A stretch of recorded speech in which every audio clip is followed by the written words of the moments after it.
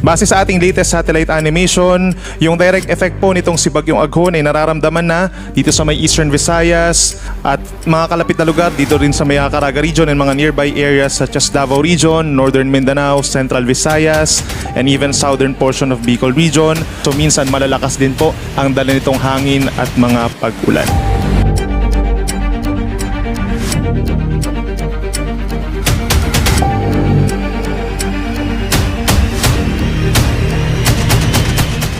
Manatiling may kaalaman at manatiling ligtas sa pamamagitan ng pagbisita sa aming YouTube channel para sa mga real-time na ulat panahon sa ating bansa. Laging tandaan, maging alerto at iba yung pag-iingat sa banta ng ulan, baha at pagguho ng lupa. Ngayon, oras na para marinig mula sa ekspertong meteorologist. Bibigyan tayo ng malalim na pagsusuri sa lagay ng panahon at ipapaliwanag ang anumang mahalagang kaganapan sa ating panahon ngayon o sa mga darating pang-araw.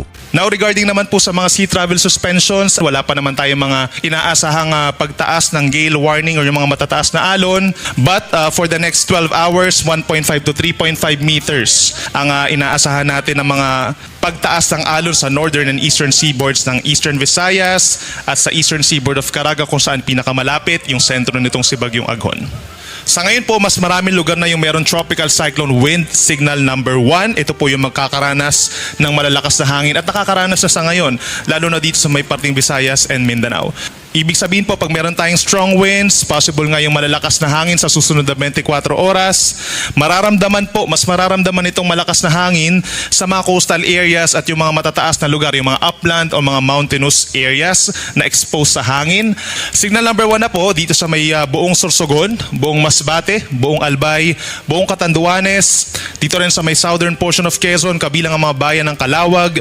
Signal number 1 din po sa maraming lugar sa Bohol, kabilang ng President Garcia, Camarines Norte, Camarines Sur, kabilang ng San Remigio, Medellin, Tabogon, Bogo, at Borbon, kabilang na rin ng Batanes, Daan Bantayan, and Camotes Islands, Bian Unido, Trinidad, Candihay, Anda, Ubay, Alicia, Mabini, San Miguel, at Talibon.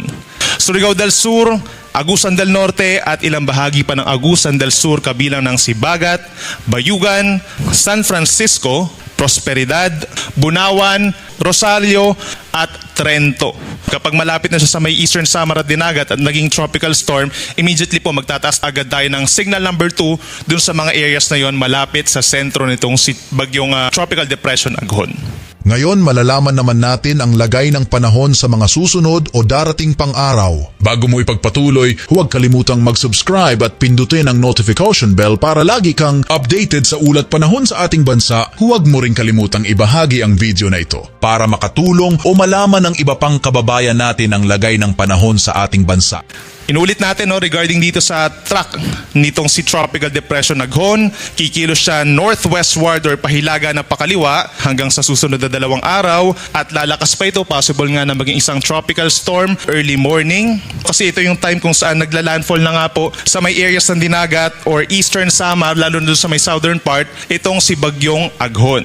Tatawirin ang Samar Island, then possible din pong tumawid dito sa may Bicol region, then afterwards pagsapit po ng linggo ay pahilaga na ito hanggang sa lalapit po dito sa may eastern side pa rin po ng Cagayan Valley and Aurora. Maring lumakas pa into severe tropical storm hanggang sa maging typhoon pa siya pagsapit po ng Monday. Ito'y nasa may karagatan pa rin sa may Philippine Sea, and then Monday hanggang Tuesday dun pa lamang po siya lilis ng direksyon papalayo ng ating bansa. Subalit magdadala pa rin ito ng mga pag-ulan sa western and southern portions ng Luzon at ng Visayas.